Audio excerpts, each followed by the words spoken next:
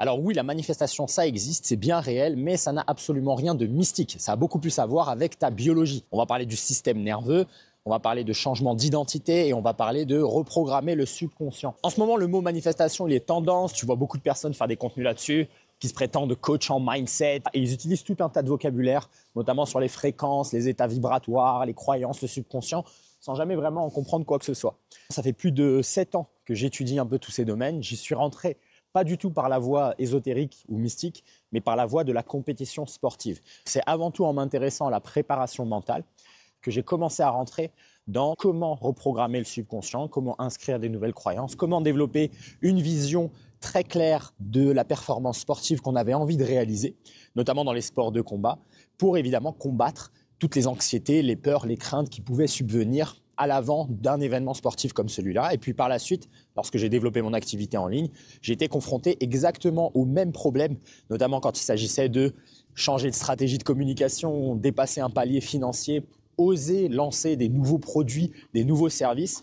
Et donc c'est là où tu es confronté à tous les syndromes de l'imposteur, les craintes d'être perçu d'une telle ou telle manière, les peurs, la notion de « ah, je ne mérite pas de gagner autant, qu'est-ce que je ferais avec tout cet argent ?» etc. etc.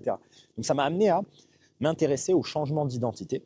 Comme de base, j'ai un tempérament ultra compétitif. J'ai toujours voulu gagner et gagner fort et même dominer mes adversaires, qu'il s'agisse dans le sport, l'entrepreneuriat ou tous les domaines, pour être honnête. Je me suis intéressé de plus en plus à cette idée de comment je pouvais changer mon identité, comment je pouvais changer ma narration interne pour faire en sorte que le monde extérieur obéisse exactement à ma volonté. Tu vas passer par les domaines des neurosciences, un peu d'ésotérisme, la spiritualité, la religion. Personnellement, je trouve ça très intelligent de pouvoir mixer les domaines et de ne pas rester dans un seul domaine, surtout que ça te donne beaucoup plus de cartouches, tu as plus de vocabulaire, tu peux partager ces idées davantage, ça assoit ta compréhension de ces domaines-là et surtout ton contrôle sur ta réalité.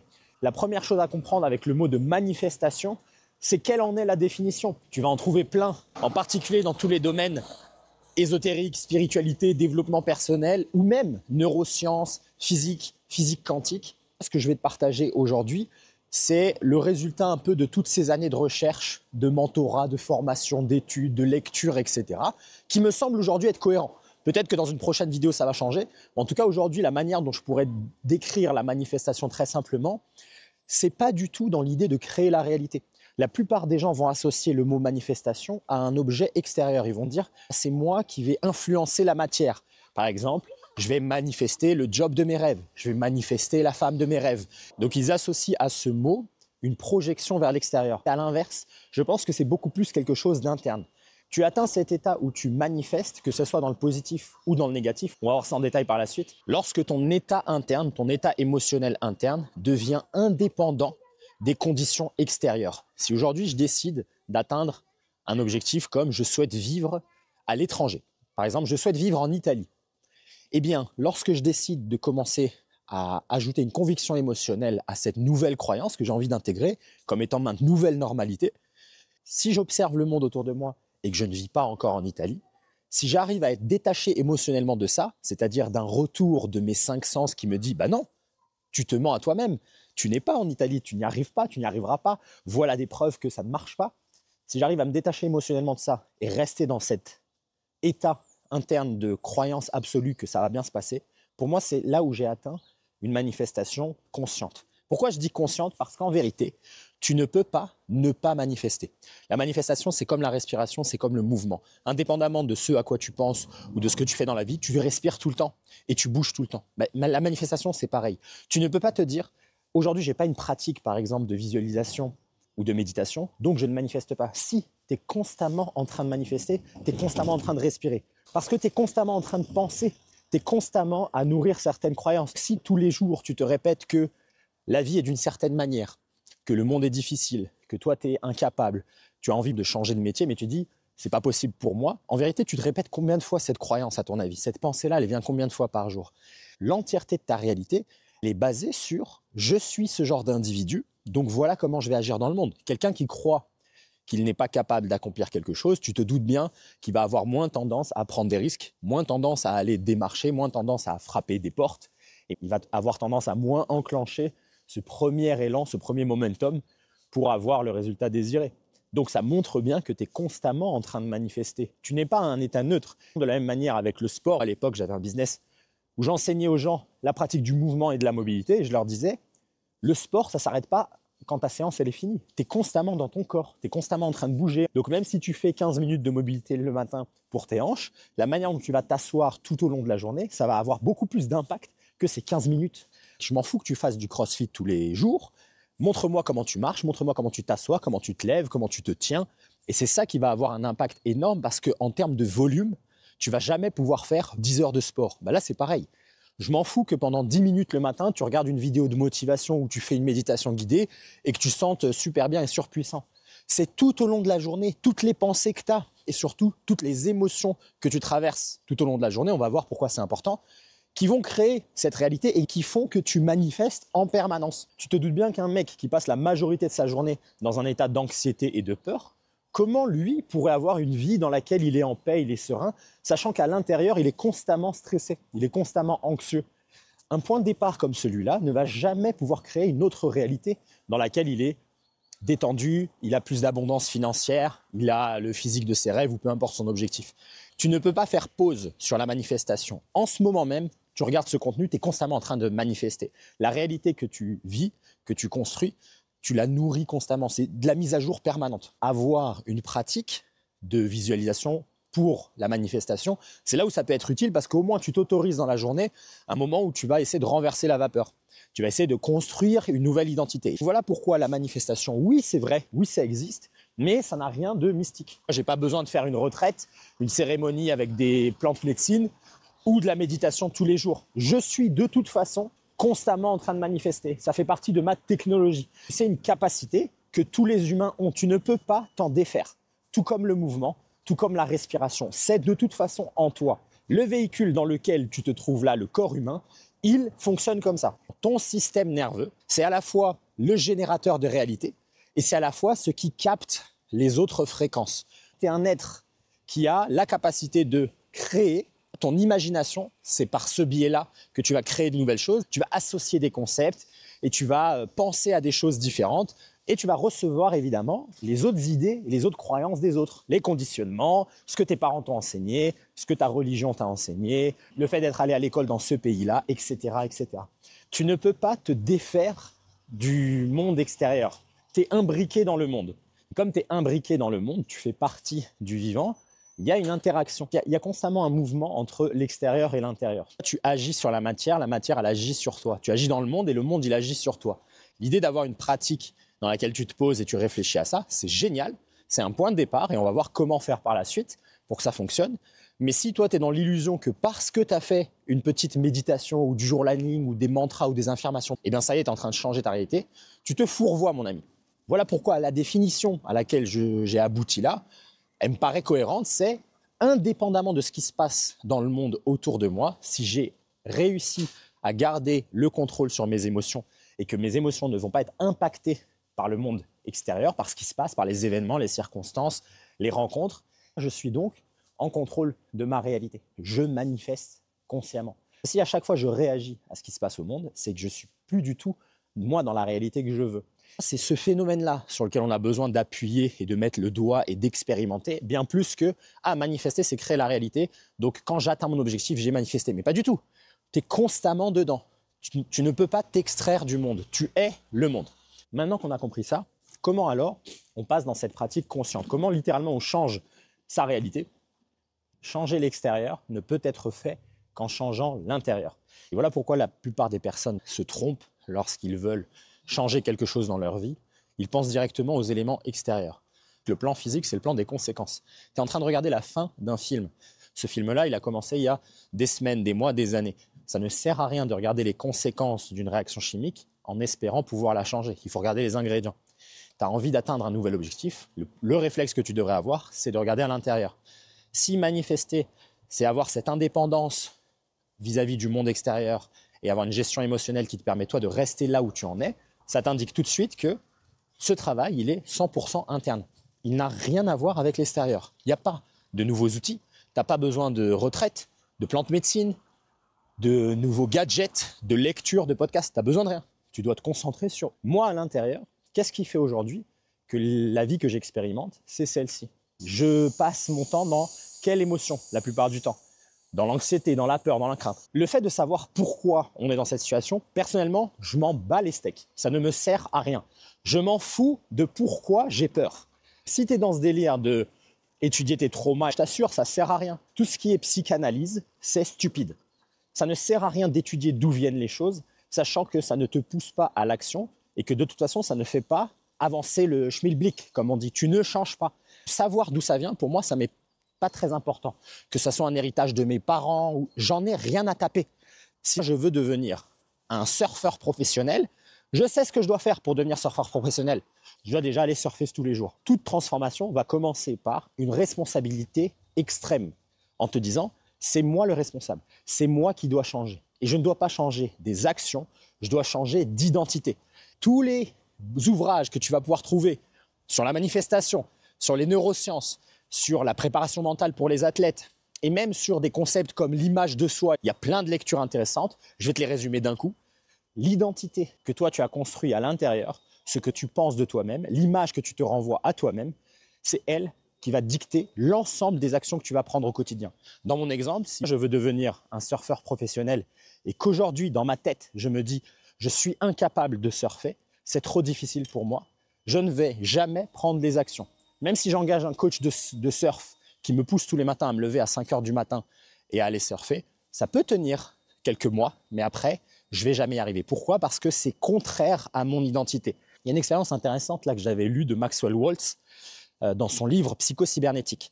Un chirurgien esthétique qui a écrit justement sur les concepts de l'image de soi. Et il disait que certaines personnes qui avaient pendant des années un complexe vis-à-vis de leur nez, de leur menton, de leur joue, qui avaient une cicatrice sur le visage et qui voulaient la masquer, et qui s'étaient construit pendant des années une image d'eux-mêmes où ils se disaient « je suis cette déformation », même après l'opération chirurgicale, ils avaient toujours l'impression que c'était présent, dans le sens où leur image d'eux-mêmes n'avait jamais changé. Pourtant, la plastique avait changé, la chirurgie avait fonctionné. Et à l'inverse, quelqu'un qui, lui, ne se voyait pas être cette déformation ou cette cicatrice ou cette gênance, dès que l'opération était réalisée, boum, il changeait complètement de réalité.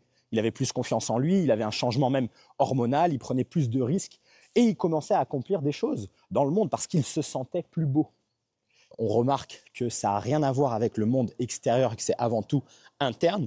Peu importe ce que le monde extérieur te renvoie, c'est la narration interne qui va créer ta réalité. Un exemple classique, c'est évidemment l'anorexique. Elle se voit grosse, indépendamment de ce que tous les humains autour d'elle vont lui dire. On va lui dire, écoute, tu fais 40 kilos pour 1m65, tu es maigre. Elle va dire, non, moi, je me vois grosse, donc je mange moins ou j'ai un comportement de boulimique. C'est ça qui te montre que la psyché, la dominion sur la matière. Comment moi, je me vois et je me perçois et le rapport que j'ai à moi-même va indiquer l'ensemble des actions que je vais prendre, que je ne vais pas prendre, les prises de risques, oser m'affirmer, mon authenticité. Donc ça ne sert absolument à rien d'étudier ni le passé, ni d'où les choses viennent, ni de chercher un outil externe comme les outils folkloriques, les retraites, les cérémonies, etc. C'est du bidon. Maintenant qu'on a compris ça, comment alors changer cette narration interne? Et c'est là où c'est important de comprendre que le plan mental, on peut le scinder en deux. Il y aura le conscient et le subconscient. Le conscient, il est responsable de 5% de ta réalité.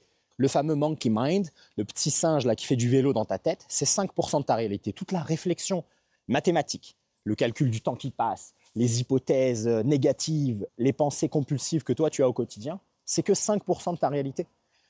95% de ce que tu expérimentes dans le monde, il est très profondément dans le subconscient et c'est l'ensemble des croyances, des émotions, des expériences passées, des conditionnements que toi, tu as acceptés comme absolument vrais. Ça veut dire que c'est engrammé, c'est écrit dans le code source. Lorsque j'ouvre mon ordinateur, il y a un système d'exploitation, OS. Dans le code de ce système d'exploitation, il va y avoir des instructions qui vont ouvrir la carte graphique, l'écran, afficher les choses d'une certaine manière, qui sont indépendantes de mon contrôle. Lorsque j'ouvre un Mac, j'ai l'affichage classique du MacBook. Même si moi, par la suite, je vais ouvrir le navigateur et faire des recherches Google, je ne peux pas contrôler le fait que la barre, elle s'affiche en haut, qu'il y ait les icônes comme ça, que dans le menu réglage, il y ait les paramètres dans cet ordre-là. C'est pas moi qui le contrôle, on est d'accord, c'est profondément dans le code source. Eh bien, le subconscient, c'est pareil. Même si toi, mentalement, avec des lectures, des podcasts, des recherches, des discussions, tu as des nouvelles compréhensions, tant qu'elles ne sont pas inscrites profondément dans ton subconscient, tu ne vas jamais changer. Et c'est ce qui se passe avec beaucoup de personnes qui disent souvent « je sais comment ça marche ». Mais alors, pourquoi tu ne changes pas si tu sais? Et ça te montre que plus de connaissances ne t'aident pas à changer. Voilà pourquoi les gens qui se butent avec des formations, des retraites, de la discussion, des podcasts, des YouTube, c'est les plus gros procrastinateurs. Un mec qui n'a aucune de ses connaissances, aucune de ses routines en place, qui fait littéralement rien du tout, mais qui lui, dans sa tête, il a une vision claire de où il veut aller dans la vie, il va toujours déboîter un mec qui fait toutes ses routines. Personnellement, j'ai jamais eu aucune de ces routines en place. Quand j'ai découvert des outils comme les douches froides, la méditation, etc., j'ai implémenté ça pour le fun, pour en faire l'expérience, mais je savais qu'indépendamment de ça, j'avais le contrôle sur ma journée et qu'il fallait de toute façon que je fasse mes 10 km de course le matin, mes 2 heures de Muay Thai le matin, les 2 heures de Muay Thai l'après-midi et les 7 km le soir. Indépendamment de comment je me sens le matin. Si j'ai fait ma douche froide, tant mieux. Si je ne l'ai pas faite, tant pis. Je vais quand même aller à l'entraînement parce que c'est dans mon identité. Je suis un athlète professionnel, je suis quelqu'un qui m'entraîne tous les jours, point barre. Je n'ai pas besoin du reste. Et la plupart des personnes qui sont dans toutes ces routines, tous ces outils, tu vas vite le voir, c'est des gens dont la vie ne change absolument pas. Et c'est des gens qui disent « ouais, je sais déjà comment ça marche. J'ai étudié auprès d'un tel, j'ai lu tel ou tel bouquin, j'ai fait telle et telle retraite, j'ai eu des expériences chamaniques et tout. » Bah alors, cousin, pourquoi ta vie, elle pue?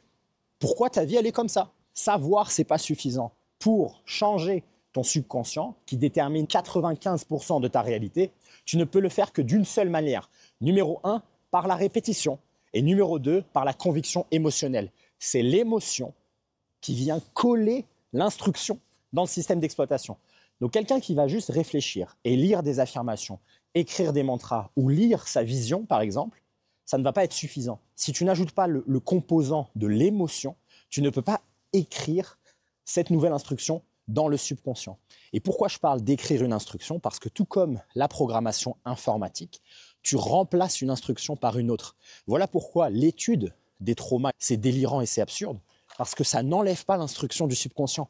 La seule manière d'en enlever une, c'est de l'écraser par une autre. Si moi, pendant les 20 premières années de ma vie, je me suis dit « je suis introverti, je suis timide, je suis incapable de parler aux femmes », ce n'est pas en expliquant ça que je vais d'un coup pouvoir parler aux femmes. Non, c'est en écrivant une nouvelle instruction qui me dit « je suis confiant, je suis courageux, je suis à l'aise avec le fait de parler aux femmes ». Si j'écris cette nouvelle instruction et que pour la coller dans le BIOS de mon subconscient, j'y associe une émotion positive, forte, comme l'amour, la gratitude, la sérénité, la paix, le seul moyen qu'un jour je me lève avec l'automatisme de me dire « bah oui, je suis quelqu'un de confiant ». Et voilà pourquoi la répétition est essentielle. Tu ne peux pas le faire en one shot. Et c'est une nouvelle fois ma critique de tout le monde de la psychothérapie et de toutes les retraites, les machins, les trucs comme ça, parce que c'est ponctuel. C'est du one shot, c'est un pansement. Mais ce n'est pas la vraie transformation. La vraie transformation, tout comme avec l'entraînement physique, elle passe par la répétition. Tu dois faire ça tous les jours et te buter. C'est la raison pour laquelle j'ai créé là une application mobile qui va permettre aux gens d'avoir une pratique de visualisation quotidienne pour justement engrammer ces nouvelles croyances. C'est ce que j'ai expérimenté personnellement avec le sport, avec le business, avec les autres domaines de ma vie, même le domaine amoureux. Tu vois, un peu manifester la femme de tes rêves. Et ce que j'ai enseigné, moi, pendant des années, avec ma précédente activité en ligne. Pour résumer, manifester, c'est bien réel. C'est ce que tu fais au quotidien. C'est un comportement par défaut, comme la respiration, comme le mouvement. Tu ne peux pas l'arrêter. Par contre, tu peux y ajouter de la conscience, c'est-à-dire transformer ce comportement automatique sur lequel tu n'as aucun contrôle en un comportement sur lequel tu as le contrôle par le biais de la répétition et du fait d'émotionnaliser la vision que toi, tu as envie d'incarner. L'étape numéro 1 pour manifester, on va dire consciemment, c'est créer une vision claire. Tu ne peux pas dire « j'ai envie de changer ma vie, mais je ne sais pas où j'ai envie d'aller, qui j'ai envie de devenir, à quoi ressemble ma journée idéale, combien je gagne, avec qui je suis, où est-ce que j'habite ». Ça n'a pas de sens. Tu t'imagines bien que le mec ne devient pas médaillé d'or au JO en disant bah, « je ne sais pas, je vais juste aller à l'entraînement et on verra bien ce qui se passe ». Le mec, il arrive jour 1 et il te dit « moi, je vais être médaillé d'or au JO, je me vois comme ça, je me vois réussir, je me dis que c'est facile, je me dis que je mérite, je me dis que c'est pour moi ». Et c'est la raison pour laquelle je vais à l'entraînement autant. C'est la raison pour laquelle je donne un peu plus d'efforts que les autres. C'est parce que c'est mon identité. Donc, on commence par l'identité, les actions suivent après et les résultats arrivent en dernier. Tu dois d'abord être quelqu'un de différent pour pouvoir faire quelque chose de différent et donc obtenir des résultats différents.